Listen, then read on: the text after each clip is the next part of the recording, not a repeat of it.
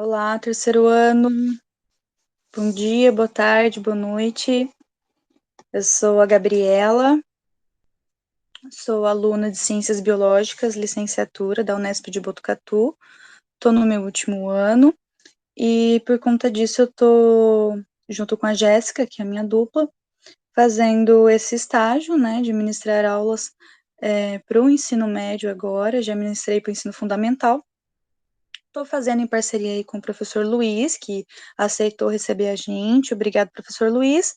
E nós vamos ministrar algumas aulas para vocês por conta do estágio. São aulas de resumo, o professor Luiz que vai aprofundar melhor com vocês, mas de qualquer forma eu espero que vocês compreendam. E qualquer dúvida, qualquer curiosidade, eu vou deixar o meu contato, pode me mandar um e-mail que eu vou estar à disposição. Ou, claro, também mandar uma dúvida aí para o professor Luiz, que ele com certeza vai responder vocês, tá bom? Então, eu e a Jéssica, nós vamos começar com os invertebrados, né? Com o reino animalia, na verdade. Então, os invertebrados e os vertebrados. Nessa aula que eu vou estar gravando para vocês, todas as minhas aulas serão gravadas, e as da Jéssica serão através do Google Meet online com vocês, tá? Então, nessa aula eu vou estar falando um pouco sobre os invertebrados, e aí a Jéssica vai dar continuidade ao assunto, depois a gente retoma e finaliza aí com os vertebrados, tá bom? Eu vou apresentar a minha tela para vocês verem os slides, e aí por conta disso não vai aparecer mais o meu rosto, mas eu vou estar aqui. Então, vamos lá para a aula.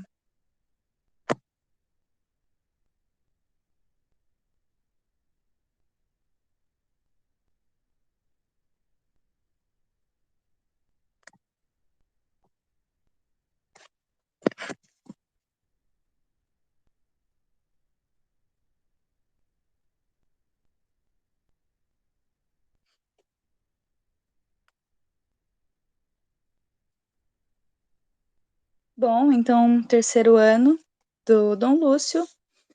Vamos começar com o reino animalia, né? Nada mais são do que os animais, né? Quais são as características, o que define um animal, né? Vocês sabem dizer? Então, primeiramente, são organismos eucariontes, né? Ou seja, no interior da célula existe um núcleo com uma membrana que está ali para proteger o DNA, né? São organismos pluricelulares, né? Ou seja, são organismos que são formados por mais de uma célula, por várias células, e cada uma possui uma função específica, o que também está relacionado com organismos que são formados por tecidos verdadeiros, né? O que é um tecido verdadeiro? Ele é um tecido constituído por um conjunto de células que exercem a mesma função, certo? Isso é um organismo de tecido verdadeiro. Então, dentro do reino animalia, todos, exceto o filo Porifera, são constituídos por tecidos verdadeiros. Também são organismos que possuem celoma, né? Celoma é uma cavidade importante no processo do desenvolvimento, no período embrionário, e ele ajuda a formar várias partes importantes do organismo, como, por exemplo, a boca e o ânus, que estão interligados durante a sua formação, tá? Mas aí depois o professor Luiz, ele vai estar aprofundando mais nessa parte do celoma, assim também como a simetria dos organismos, também vai ser aprofundada pelo professor Luiz, entre outros conceitos que eu vou estar só denominando para vocês, vou estar nomeando, vocês vão anotar, e aí futuramente, quando o professor Luiz ele retomar, ele aprofundar esse assunto, vocês vão conseguir retomar aí nas anotações de vocês e entender como é classificado cada filo, tá bom? Então, por hora, esses conceitos em específico, vocês vão apenas anotar, certo? Então, voltando às características do animalia, além do celoma, da presença do celoma, eles são organismos heterótrofos, ou seja, eles não são capazes de produzir o próprio alimento e eles precisam estar ingerindo outros seres vivos para se nutrir, né? E também são aeróbicos, né? Eles precisam do oxigênio que é retirado aí do ambiente, seja da água ou do ar, e E claro, eles não possuem a parede celular e nem a produção de clorofila, né, como animais e não, plantas. Então aí quais são os filos, de animais invertebrados que nós temos dentro desse reino? Nós temos os poríferos, temos os quinidários, os plateumintos, os nematóides, os anelídeos, os moluscos, os artrópodes e os equinodermos. Vou falar aqui com vocês agora mais aprofundado sobre quatro filos, né, dos invertebrados, e aí a Jéssica, ela vai estar falando dos outros quatro, tá bom? Vai estar aprofundando em outros quatro. Então, começando pelos poríferos, são as famosas esponjas do mar, né? Coloquei umas imagens aqui para vocês vão se remeter com certeza, já viram, seja pessoalmente, ou seja em filme, em desenho, em imagens. São animais primitivos, são os mais antigos que nós conhecemos, né? São muito importantes aí para a gente estudar a evolução, estudar o desenvolvimento, né, dos organismos, principalmente os animais. Então, são estruturas simples, eles não possuem tecidos, não possuem órgãos. Como eu falei, são a exceção, né, dentro do reino animalia para a formação de tecido verdadeiro. Então, não possui sistema digestório, não possui sistema circulatório, não possui nenhum outro tipo de sistema, tá? São animais aquáticos, a sua maioria de água salgada, e eles vivem fixos, né? Então, em rochas, no fundo do mar, na areia, sedimentos, em conchas, eles vivem fixos, né? São sésseis, ou seja, não possuem uma capacidade de locomoção. Além disso, os poríferos, eles podem viver de forma solitária ou em colônias, né, de até dezenas, centenas de indivíduos. São filtradores, então aqui eu coloquei uma imagem para vocês da morfologia interna. Nós vemos aqui na parte de baixo os poros, né, que são por onde entra a água no corpo dos poríferos, né, é só pensar em uma esponja mesmo que a gente já consegue estar entendendo. Então, os poros desse animal é por onde entra a água, e aí ela vai subindo aqui nessa cavidade, que é chamada de átrio. É uma estrutura por onde passa a água, e ela sai aqui em cima por uma estrutura chamada de ósculo. Então, esse é o caminho que a água faz por dentro dos poríferos. E aí, durante esse caminho, o animal ele absorve os nutrientes necessários e também o oxigênio, tá bom? Dentro dessa estrutura, o átrio, existem células que são bem características dos poríferos, elas são chamadas de coanócitos, e elas são responsáveis pela movimentação da água aqui no interior do animal. Então, levando lá do poro, por onde ela entrou, até lá na saída, pelo ósculo, ok? Então, são termos importantes, os coanócitos, que auxiliam aí na movimentação. A reprodução dos poríferos, ela pode ser sexuada ou assexuada, tá bom? Depende da espécie. E como eu falei, as esponjas, elas dependem desse movimento da água no seu interior, né? Tanto para se alimentar quanto para respirar. Então, para vocês terem ideia, uma esponja pequena de 10 centímetros, por exemplo, ela chega a movimentar por dia mais de 20 litros de água, então é um movimento constante, tá? E aí, a respeito dos conceitos que eu falei que ia citar e que vocês futuramente vão retomar, depois que o professor Luiz aprofundar, os poríferos, eles são animais assimétricos, né, o que tem a ver com a simetria corporal, e são acelomados, que tem a ver com o celoma que eu citei para vocês, né, de não acelomados, são animais não celomados, certo? E aí nós temos o segundo filo dos invertebrados, o filo dos quinidários, que são as famosas águas vivas, medusas, os pólipos e também os corais, né, que são bem famosos, bem conhecidos. Os quinidários também são seres simples, eles são seres aquáticos, a maioria de água salgada também, tá? Eles são acelomados também, possuem simetria radial e são diblásticos, outra palavrinha aí que depois vocês vão retomar, então deixar anotado que é importante, tá bom? Os quinidários, eles podem ser sésseis ou de vida livre, né? Os animais que são sésseis, eles são chamados de pólipo, né? Então, a estrutura corporal dele é chamada de pólipo. E os que são de vida livre, a sua estrutura é chamada de medusa, tá bom? Então, existem alguns casos também, em algumas espécies, dentro do grupo dos quinidários, que podem apresentar as duas formas de vida. Isso é chamado de alternância de gerações. Isso é muito importante também, tá, pessoal? O que é alternância de gerações? Quando esse quinidário ele nasce em forma de medusa, ou seja, de vida livre, tá? E aí, conforme ele vai se desenvolvendo e vai amadurecendo, o corpo dele toma um formato de pólipo e ele passa a ser séssil e se fixa, tá bom? Essa é a alternância de geração. Os quinidários, eles se alimentam de pequenos animais, né? Mas eles possuem um sistema digestivo incompleto, né? Então, os alimentos, eles saem pelo mesmo lugar que entrou, tá? Ele não é completo. A respiração também se dá por troca gasosa com o ambiente. E uma coisa muito bacana que os quinidários apresentam são os tentáculos, né? Que são como se fossem braços que são ramificados, né? Como a gente consegue ver aqui na imagem que eu coloquei, essa de cima.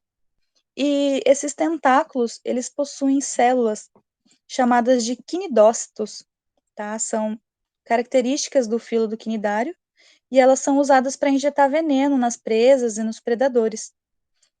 Nos humanos, a maioria acaba causando queimadura na pele, tá? Por isso aí o perigo da água viva. A reprodução, inclusive, dos quinidários, ela pode ser sexuada ou assexuada.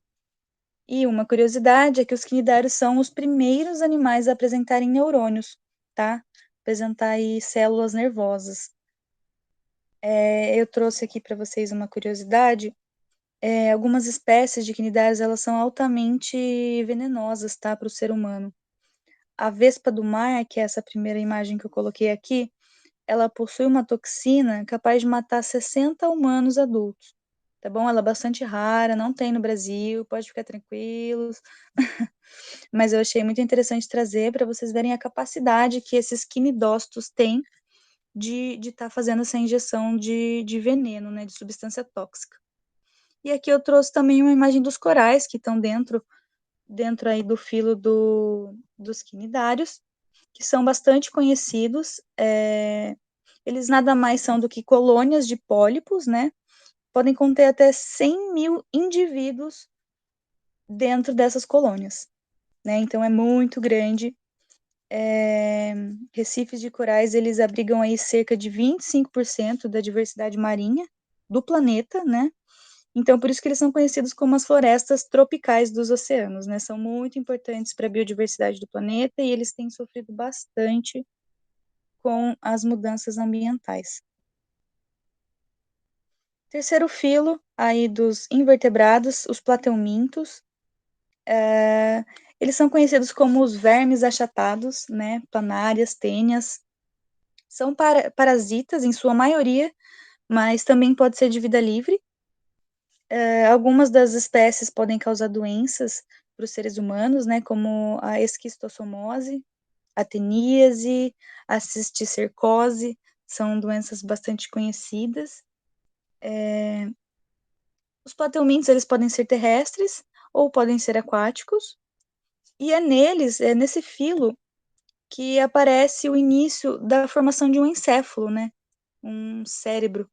Então, nele nós podemos ver gânglios, alguns gânglios nervosos que ficam emaranhados, formando como se fosse um ninho, né? E é de onde saem nervos que vão e seguem para o corpo todo, tá? Então, é o início de uma formação que pode ser chamada ou até comparada com um cérebro. Nos plateumintos também é onde se tem o início da formação de um sistema excretor. É ainda bastante simples, né? Mas possui uma estrutura chamada de protonefrídeo, que nós podemos ver aqui no zoom, aqui embaixo, nesse círculo. né, um zoom de túbulos ramificados, em que na ponta deles nós vemos algumas células que são especializadas, e elas são especializadas em absorver algumas excreções que ficam acumuladas entre os tecidos, tá? Elas são chamadas de células flama, e elas são aí o início de algo comparado com um sistema excretor. Os plateumintos, eles se movem com o auxílio de cílios, e algumas espécies, elas podem se fixar nos hospedeiros através de glândulas, tá bom? Como se fossem boquinhas. A respiração é por troca gasosa, entre o organismo e o ambiente, e a reprodução, ela pode ser também sexuada ou assexuada. E aí, naqueles conceitos que a gente já sabe, para deixar anotadinho aí e retomar depois, os plateumintos são animais acelomados, eles possuem uma simetria bilateral e eles são triblásticos, ok? No Brasil é muito comum a tênia, tá? Ela infecta a carne do porco, e aí quando a gente ingere com uma cocção mal feita, aí a gente acaba pegando a tênia. Também é bastante comum a esquistossomose, bastante conhecida. As tênias, elas são conhecidas popularmente como solitária, e elas podem chegar, pessoal, até 15 metros, tá? Dentro da gente, dentro do nosso organismo. Então, fica aí a dica, cozinha bem a carne. E por fim, o quarto filo dos invertebrados, os nemateumintos. Ô, palavrinha difícil, pessoal. São as famosas lombrigas, certo? São parasitas, podem ser de vida livre. Eles podem causar doenças tanto nos humanos quanto em outros animais. Tá? E são os primeiros animais a apresentar um sistema digestório completo, ou seja, com boca e com ânus bem definidos, tá? A comida não sai pelo mesmo local que ela entrou. Primeiro filo está apresentando isso. Além disso, esse filo ele possui uma reprodução sexuada, certo? Eles são pseudocelomados, ou seja, parece que possui celoma, mas não é um celoma de verdade, então ele é pseudocelomado, certo? Anota aí o conceito. Triblásticos também, e possuem uma simetria bilateral, certo? A respiração desses organismos, ela também é feita por trocas gasosas. O sistema nervoso é ganglionar, né? Um amontoado, um emaranhado de gânglios, também semelhante a um encéfalo. E também possuem um sistema sensorial na cauda e na cabeça, que são células capazes de captar aí alterações no ambiente, tá bom? Uma inovação aí evolutiva bastante interessante também. E uma curiosidade dos nemateumintos é que eles são responsáveis por verminoses bastante conhecidas, né? Como a lombriga, o amarelão, a elefantíase e o famoso bicho geográfico, certo? Então, agora, os próximos 4 filos dos invertebrados, a Jéssica vai falar com vocês. Depois a gente vai direitinho para os vertebrados, ok? Vou encerrar aqui a apresentação. E aí, pessoal, qualquer dúvida, vocês podem estar me mandando um e-mail, tá bom? Que eu vou responder vocês prontamente, com muito prazer. Certo? Obrigado a quem viu essa aula até o final. A minha intenção era fazer 15 minutos, passei um pouquinho. Espero que tenha ficado claro e que tenha sido interessante para vocês, tá bom, pessoal? Até a próxima aula.